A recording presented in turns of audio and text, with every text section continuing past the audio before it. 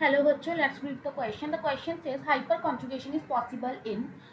अब हमारे पास इस क्वेश्चन में क्या है, हमें चार कंपाउंड्स दे रखे हैं और हमें बताना है कि इनमें से हमारे पास जो हाइपर कॉन्जुगेशन है वो किस कंपाउंड में पॉसिबल है। तो सबसे पहले तो हमारे पास यहाँ पे जो की कंसेप्ट रिक्वायर्ड है हमें, that is hyper conjugation.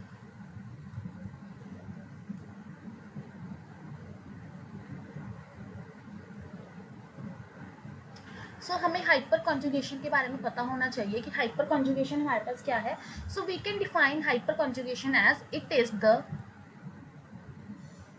delocalization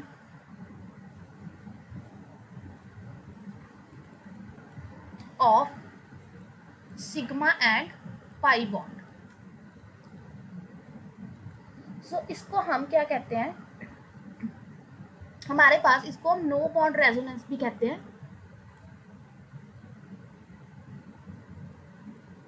अब नो बॉन्ड रेजोनेंस का क्या होता है कि इस केस में हमारे पास जब हम इसके स्ट्रक्चर बनाएंगे हाइपर कॉन्जुगेटिव स्ट्रक्चर, तो वहां पे हमें क्या देखने को मिलता है, there is no bond between carbon and hydrogen. जैसे कि अगर हम अब हमारे पास कंपाउंड्स की बना, पहले तो हम इनका स्ट्रक्चर बना लेते हैं। अगर हम ए कंपाउंड को बनाए दैट इज C2H4, तो उसका जो स्ट्रक्चर आ जाएगा that will be C2H4। B compound अगर बनाए C3H6, तो वो हमारे पास बन जाएगा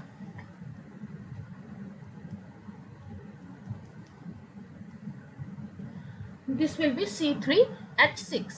C है हमारे पास C3H8, तो वो बन जाएगा CH3 CH2, ये C3H8 बन गया। और D है हमारे पास ये। अब हमारे पास यहाँ पे जो हमारे पास हाइपर कॉन्जुगेशन है वो सिर्फ कंपाउंड बी में पॉसिबल होगी, क्योंकि हमने क्या कहा था, हाइपर कॉन्जुगेशन क्या है, delocalization of sigma and pi bond. अब हमारे पास यहाँ पे क्या है, अल्फा कार्बन प्रेजेंट है, so there are 3 alpha hydrogen.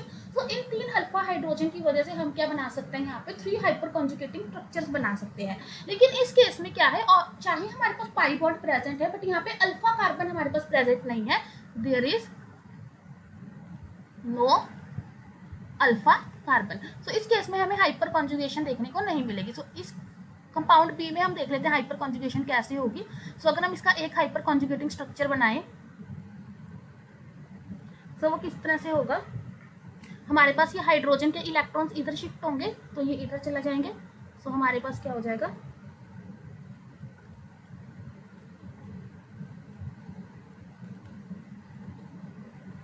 और यहाँ पे H पॉजिटिव। सो इस तरह से हमारे पास जो हाइपर कॉन्जुगेशन है वो हमें किस कंपाउंड में देखने को मिली, C3H6। Hope you find the answer. Best of luck.